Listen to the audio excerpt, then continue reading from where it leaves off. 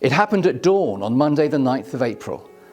The Lincolns and Somersets went over the top, and their padre went with them.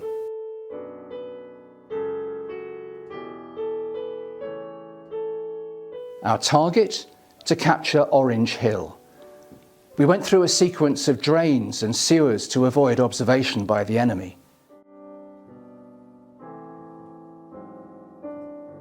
Each man carried more than half his body weight in kit. Rifle, bayonet, steel helmet, shovel, ground sheet, 2 days' rations, 3 sandbags, 170 rounds of ammunition, 2 Mills bombs and 1 flare.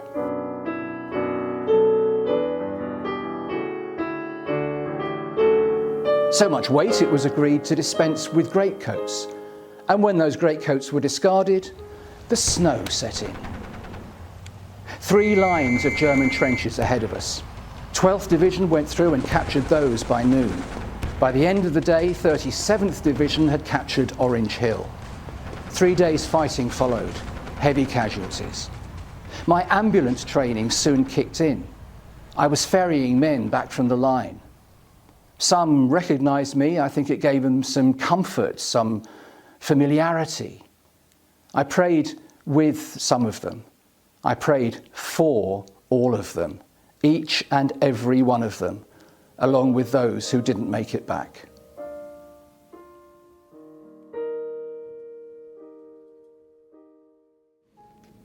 There's a quote often misattributed to Stalin, which is that 1 death is a tragedy, 1 million deaths is a statistic.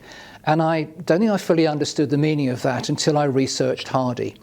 Because for all of us, we have an understanding of the First World War, and we know that millions of people lost their lives, and we know about the all appalling stories. But to actually truly begin to understand the truth of the war, you have to really look at one person's story. And it's through the lens of that person's life that you then begin to see and understand the full history of the First World War. And that's what I found with Hardy. Seeing him, understanding him, getting to know him as a man, and getting to see what he did and what he achieved, and the backdrop to what he was doing, the landscape within which he was operating, I now have a much more full, I think, and broad understanding of the war and its full implications. But it's only through getting to know Hardy that I've been able to discover that. I've tried very hard through the whole process to be as authentic as possible, hence the uniform and the boots. I mean, I know, for example, that the boots aren't exactly right, and I'm sure that the eagle-eyed amongst us will tell me where I've gone wrong with bits of the uniform. But what I do know is genuinely correct is the medal ribbon for the awards that Hardy received: the Military Cross, the Distinguished Service Order, and the Victoria Cross. I've tried very hard. And that's not only for the authenticity, for the look of things, but it's also to properly respect Hardy and the people that he represented.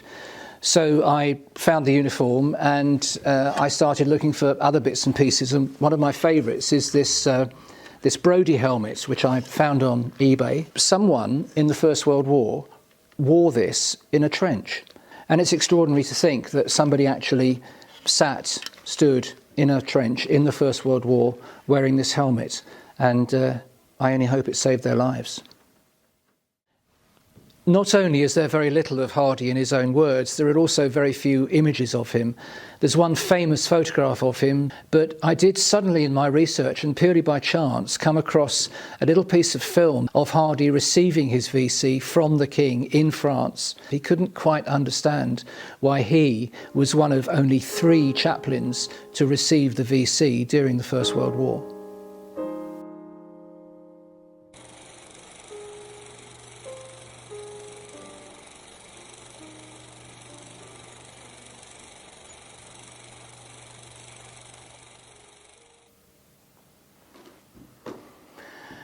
Yes, that's me, the Reverend Theodore Bailey Hardy, temporary chaplain to the forces, 4th class, Military Cross, Distinguished Service Order, and, as of today, Victoria Cross, for most conspicuous bravery and devotion to duty on numerous occasions.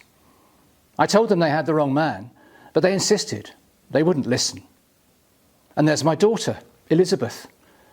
My word, you can see her mother in her and her brother William. Isn't it when you're drowning that your life is supposed to flash before your eyes? Well, mine just did. And perhaps I was drowning in embarrassment, drowning in nostalgia, drowning in humiliation. That's a heady cocktail. I've been near to death and seen death many times these last couple of years, but never experienced anything quite like that.